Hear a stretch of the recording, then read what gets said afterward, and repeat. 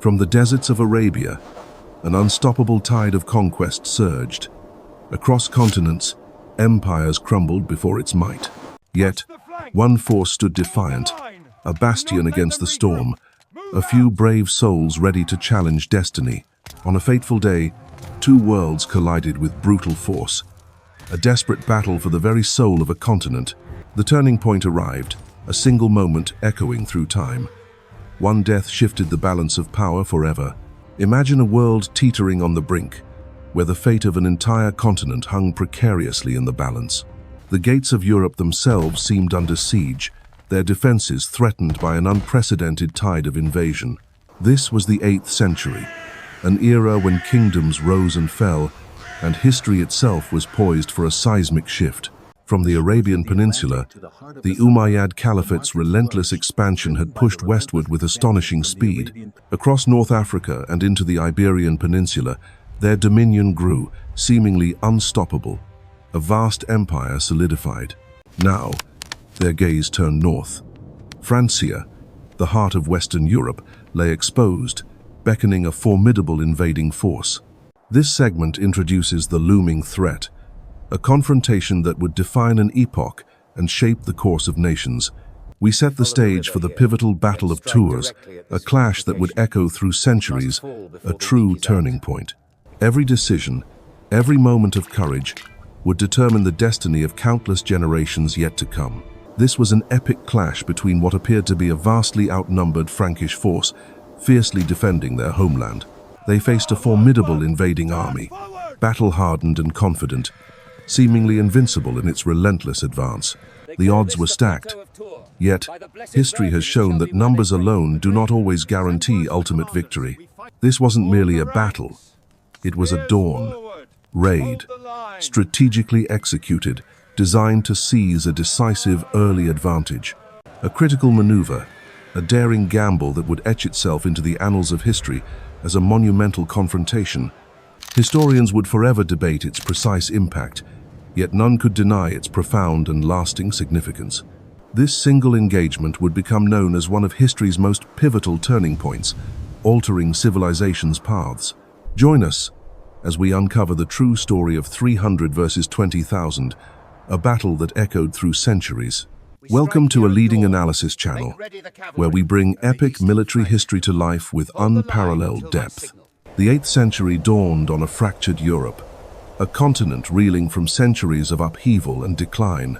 Within Francia, a once mighty realm, internal strife and weak leadership threatened total collapse. The Merovingian kings, once powerful, were now shadows. Their authority had withered, becoming mere symbols. They were the do-nothing kings, their power usurped by ambitious nobles and palace mayors. This power vacuum left Francia vulnerable, a fragmented prize for any encroaching outside force. But from this chaos, a new force emerged. A man forged in conflict, destined for greatness.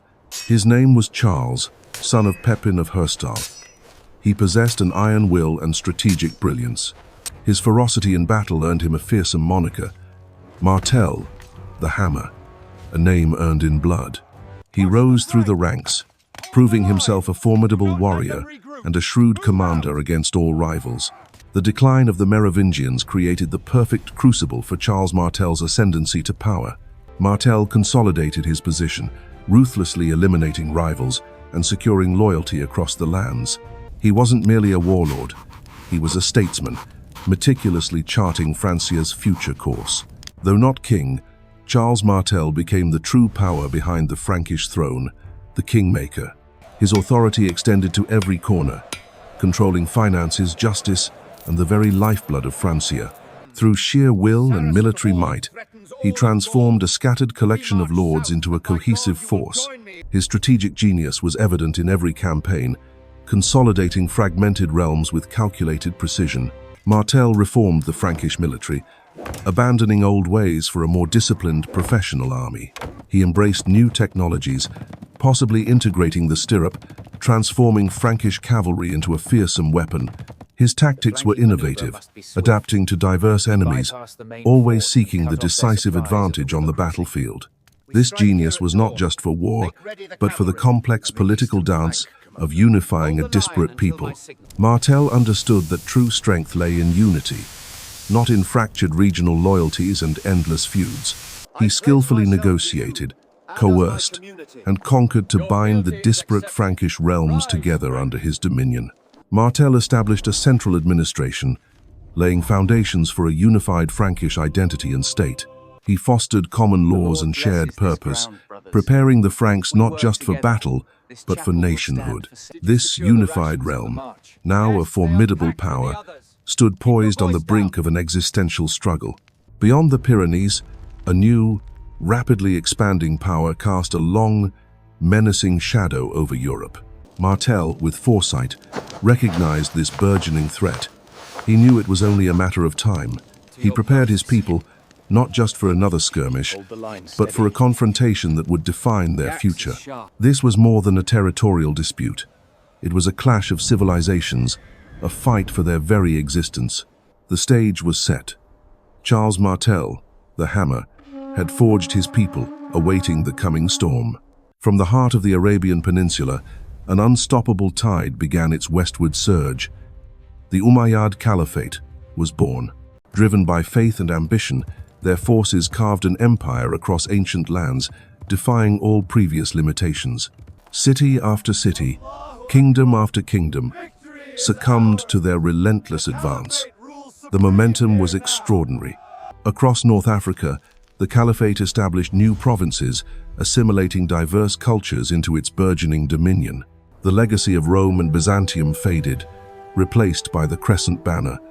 A new power restructured the continent. Their gaze then turned north, across the narrow straits. Europe, specifically the Iberian Peninsula, beckoned. In 711 AD, Tariq ibn Ziyad led the first Islamic armies into Europe, landing on what became Gibraltar. The Visigothic kingdom of Hispania, weakened by internal strife, was utterly unprepared for this new threat. Within a few short years, the Caliphate's forces had swept across the entire peninsula, establishing Al-Andalus.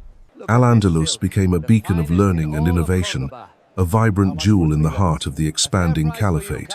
These were not mere raiding parties. This was a sophisticated military machine, meticulously organized and equipped.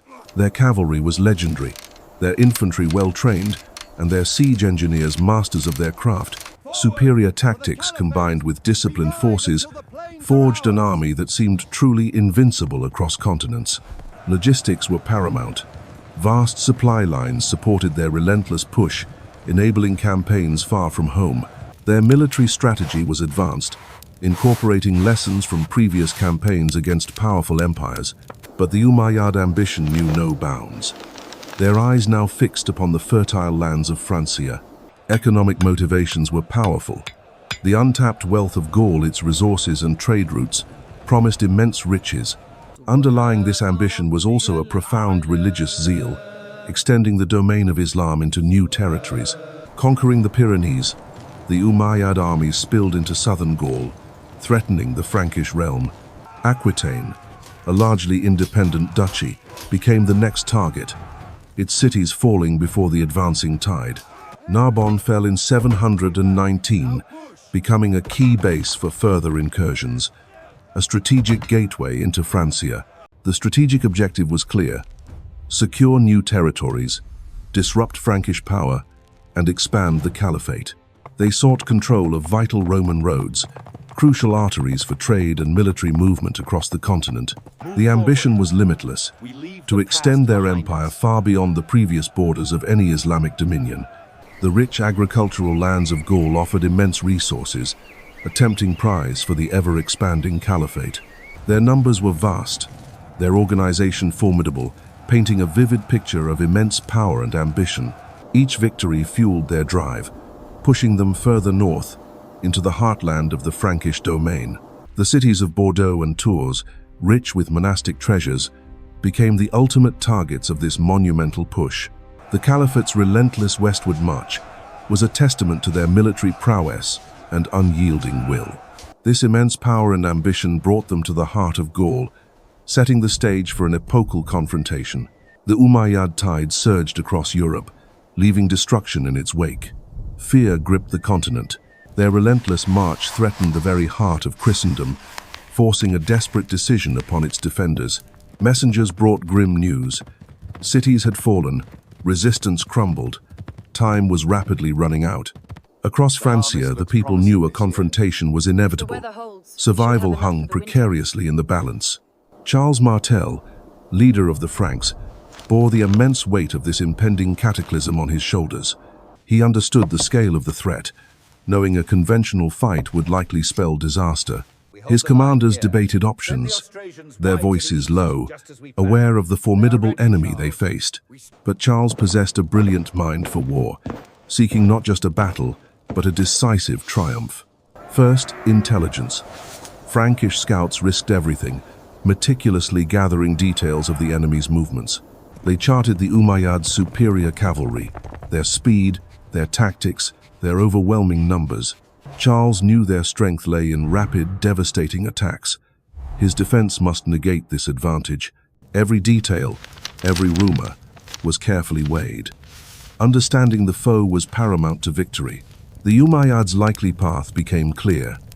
Through the heart of Gaul, targeting its richest cities, Charles embarked on a crucial quest to find the perfect ground, a place where his forces could truly stand. He surveyed the landscape between Tours and Poitiers, analyzing every hill, every river, every strategic choke point.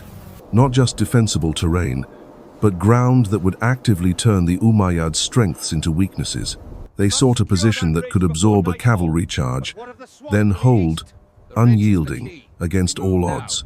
Rivers, forests, and elevations were not just features, they were potential allies in the coming storm. Then they found it, a windswept plateau, strategically positioned between the vital cities of Tours and Poitiers. This elevated ground offered natural advantages, forcing the enemy to attack uphill, depleting their momentum. The plateau's flanks were protected by dense woods, making flanking maneuvers nearly impossible for cavalry. Here, the open field narrowed, a gauntlet thrown for the Umayyad forces, dictating their terms of engagement. This was the crucible, the chosen ground where Europe's fate would be decided. An ingenious tactical stroke. With the battlefield chosen, Charles summoned his leaders. The time for discussion was over. His plan was bold, demanding absolute discipline and unwavering courage from every Frankish warrior. Orders were dispatched. The call to arms echoed through the Frankish lands, summoning all who would fight. They understood the desperate stakes, ready to face an enemy many considered invincible. Here, on this plateau, from across Francia, warriors rallied. Seasoned Franks, hardy Alemanni, brave Bavarians, a diverse, united force. Farmers, hunters, and nobles alike answered the call, their resolve hardening with each passing day. This was not a professional standing army, but a levied force, bound by common threat and shared purpose. Their strength lay not in cavalry, but in their heavy infantry, their shields, and their unyielding determination. Every blade sharpened, every shield braced. They knew the Umayyad cavalry would test them brutally. Discipline became paramount. Charles knew that only a perfectly coordinated, resolute defense could prevail. Hour after hour, they drilled. The Frankish warriors learned to move as one, a living, breathing wall. Every man understood his role, his place in the shield wall, an unyielding bulwark against the coming storm. He instilled fierce determination, forging them into a weapon, ready to break the Umayyad's relentless charge. Their chosen formation, a deep, disciplined phalanx, a human fortress designed specifically to counter cavalry, shields interlocked, spears jutting forward, an impenetrable hedge of iron and wood, an immovable object. This tightly packed formation would absorb the shock of the Umayyad horsemen, blunting their devastating impact. The goal was simple: halt their advance at all costs. Hold the line, and victory might be possible. He placed his faith in the resolve of his men and the strategic genius of his chosen defense. The final preparations complete, the Frankish army awaited its fate. The gauntlet had been undeniably thrown. Upon this chosen ground, Charles Martel's ingenuity and his warriors' courage would soon face their ultimate test. The defense was assembled, the phalanx ready. The clash that would echo through centuries was moments away. The year 732 AD, two titans stand poised, their fates intertwined, on a field near Tours. Abd al-Rahman, confident in his vast cavalry, gave the signal. The initial assault was to begin. Across the open ground, the Umayyad tide surged forward, a relentless, powerful, and overwhelming charge. But Charles Martel's Franks stood firm, a wall of iron discipline forged through years of war. The initial impact was ferocious, a cacophony of metal on wood, shield against sword, and desperate screams. Each Frankish warrior was an anchor, their lives dependent on the man beside them. No retreat. The air filled with the clang of steel, the grunts of men, and the desperate struggle for survival.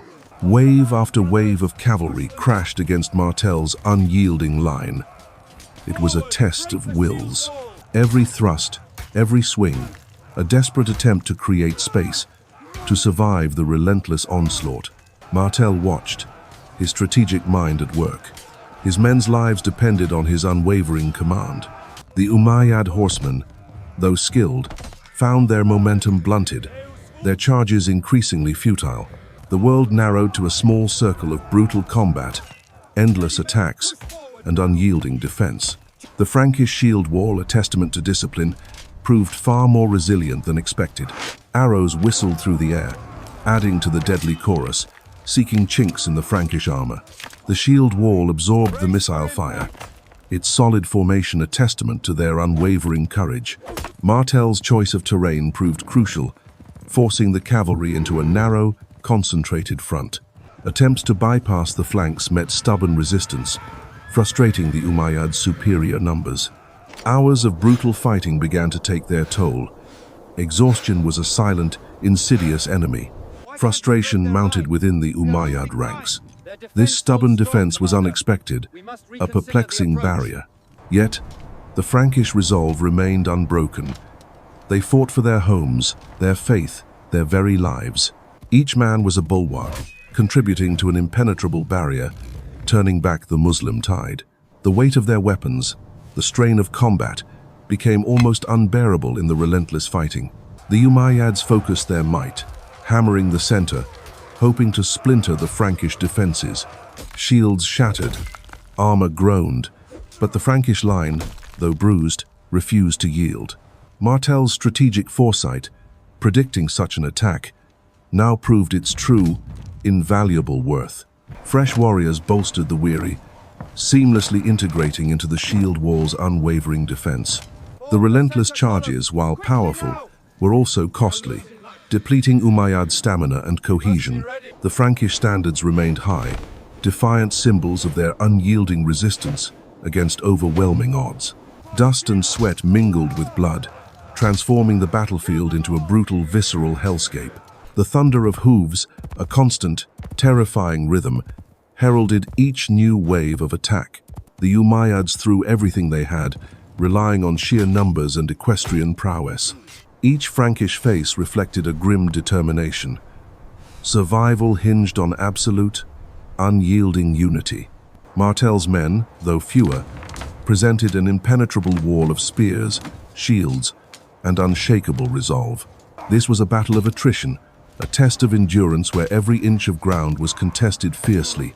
The Umayyads' vast cavalry struggled to break the disciplined infantry, a strategic mismatch. Martel's careful planning ensured his smaller force could weather the overwhelming storm. For now, even in defense, small gains were made. Momentary reprieves forged in blood and iron. The armor of the Franks, though simple, proved effective, enduring countless blows from determined foes. The clang of steel echoed across the field, a brutal symphony of desperate close-quarters combat. Their spirit remained unbroken.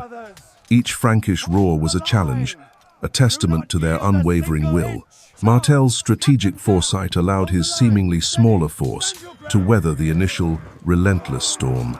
The shield wall, a monument to human courage and tactical brilliance, stood unbroken after hours. The first hours of the battle had passed. The shield wall had held, defying all Umayyad expectations. The initial storm was weathered, but the tide of battle, relentless, had only just begun to turn.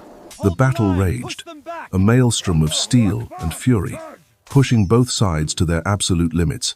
Through sheer will, the Frankish shield wall stood firm, a bastion against the surging tide.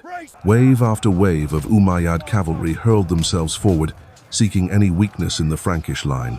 Fatigue began to weigh heavy on every warrior, a testament to the battle's brutal, protracted nature. The field was a chaotic blur of conflict. Thousands fought and died in a desperate struggle for supremacy.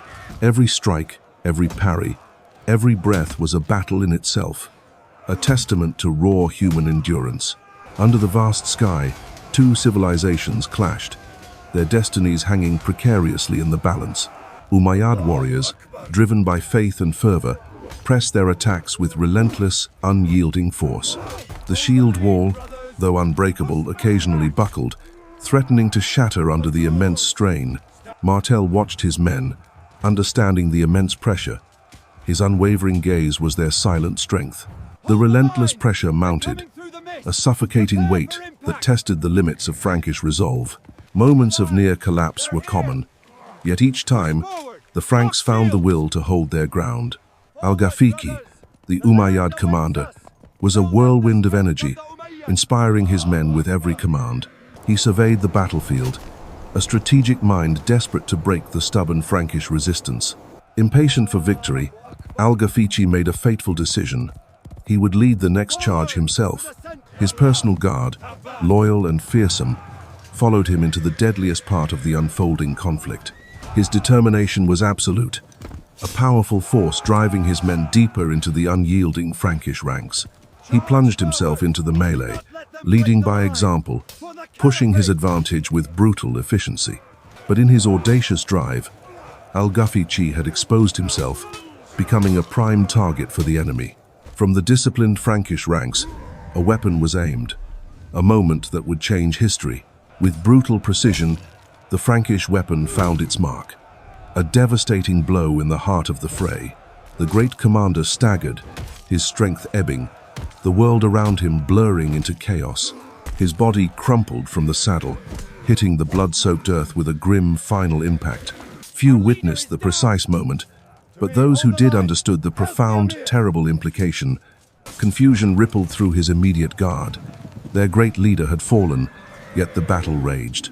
The commander lay motionless, a silent casualty of war, yet his army continued to fight. The whisper began, a deadly rumor spreading like wildfire through the Umayyad formations. Disbelief warred with fear as the grim news of their commander's death began to sink in. The initial disbelief quickly gave way to a dawning, terrifying realization of their dire situation. Without their leader, the mighty Umayyad lines began to falter, their cohesion rapidly dissolving. The central command structure dissolved into chaos, leaving thousands rudderless in the fight. Unit cohesion shattered. Individual warriors, suddenly leaderless, fought in isolated despair. On the Frankish side, a change was sensed. The enemy's pressure noticeably, suddenly, eased. Martell's astute gaze picked up on the subtle, yet undeniable shift in the enemy's fighting spirit. A profound realization swept through the Frankish ranks. The tide of battle had undeniably turned. Panic, an invisible yet potent enemy, finally took hold, consuming the once dominant Umayyad army. The retreat rapidly devolved into a dramatic, disorganized flight, a desperate scramble for survival. Warriors abandoned their positions, their armor, their very will to fight, fleeing the field. The Franks pursued, but Martell, ever cautious, ensured disciplined lines, preventing overextension. The landscape of battle transformed entirely. The hunter had become the hunted in swift, brutal fashion. The tide had turned, a moment etched into the annals of history, a definitive victory for the Franks. This was more than a mere victory. It was a strategic triumph of immense, immediate consequence. The battle's outcome redefined the course of Western history, securing its very foundations forever. Tours, 732. A single dawn raid, echoing through centuries, forever safeguarding Europe's destiny. As the sun dipped below the horizon, silence descended, a heavy shroud over the battlefield. The Franks remained vigilant, their bodies aching, their minds restless. Was the enemy truly broken? Fear of a cunning ambush permeated the cold night air. Every rustle, every shadow, a potential threat. Charles Martel, ever cautious, held his forces firm. Premature celebration could invite disaster. The night dragged on, a testament to the brutal conflict. Both sides had endured unimaginable trials. With the first pale fingers of dawn, a new kind of silence settled, an unnerving, profound stillness. Martel dispatched his swiftest scouts. Their mission, to ascertain the enemy's intentions at first light. Through the morning mist, the small band moved with extreme caution, every shadow a potential foe. They approached the Umayyad camp, a sprawling city of tents, now strangely devoid of movement. No sounds of awakening, no calls to prayer. Only a profound, unsettling quiet echoed across the plains. Tension mounted. Was this a trap? A calculated ruse to draw them into a fatal engagement? They entered the camp. Rows upon rows of tents stood empty, a ghost city under the breaking dawn. Empty pots, discarded possessions. The signs were undeniable. A hasty, panicked departure in the dark. The Umayyad army was gone. Not simply retreated, but vanished into the pre-dawn darkness. Bearing astonishing news, the scouts raced back. Their findings would shift the course of history. Martel received the report. His strategic gamble had paid off. The enemy was indeed in full retreat. The confirmation spread like wildfire. A resounding victory had been achieved without a final bloody confrontation. This was not a victory of annihilation, but one of strategic brilliance, forcing a complete withdrawal. Martel's genius lay not in destruction, but in disruption. He shattered their will to advance. The tide of invasion had been decisively turned. Western Europe breathed a collective, fragile sigh of relief. The Umayyad Caliphate's grand design for Europe had been irrevocably thwarted by Martel's resolve. A critical reprieve was secured. The future trajectory of Western civilization had been profoundly altered forever. Tours echoed through centuries, a testament to the moment Europe's destiny hung precariously in the balance. The dust of battle settled, but the true impact of Tours began to echo across centuries. Beyond the clash of swords, Tours fundamentally reshaped the destiny of an entire continent.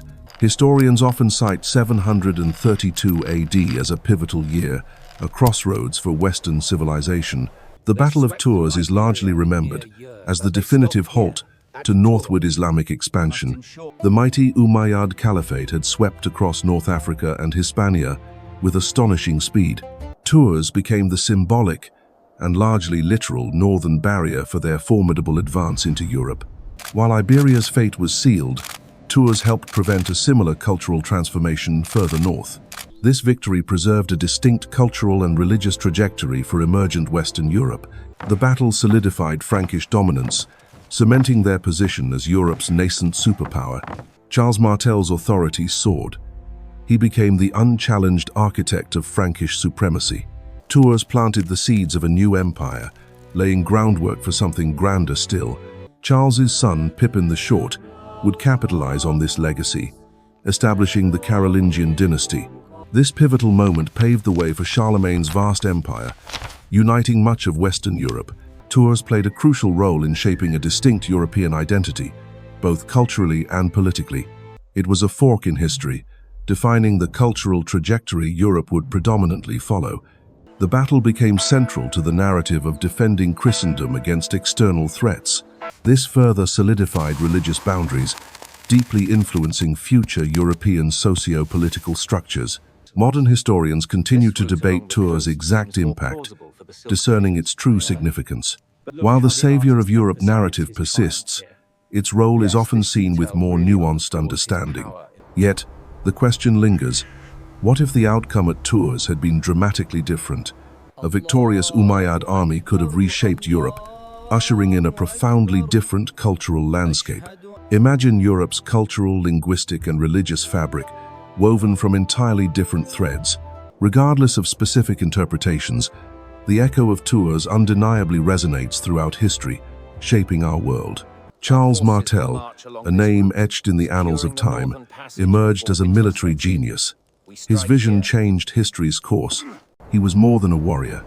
He was a steadfast defender, safeguarding the very bedrock of Western civilization's future. His legacy wasn't just victory, but the profound preservation of a cultural identity against overwhelming odds. The Battle of Tours, a clash of titans where courage met strategy in a struggle for continental dominance. Witness the raw bravery, the individual acts of heroism that forged an unbreakable shield on that fateful dawn. Martell's tactical acumen shone, transforming a desperate defense into a masterclass of battlefield control and innovation. The stakes were immense, stretching beyond mere territory. A civilization's very destiny hung in the balance. Every swing of the hammer was a defiant roar, a turning point echoing through the annals of war. Tours was not an end, but a beginning, a pivotal moment whose reverberations echoed through centuries of history.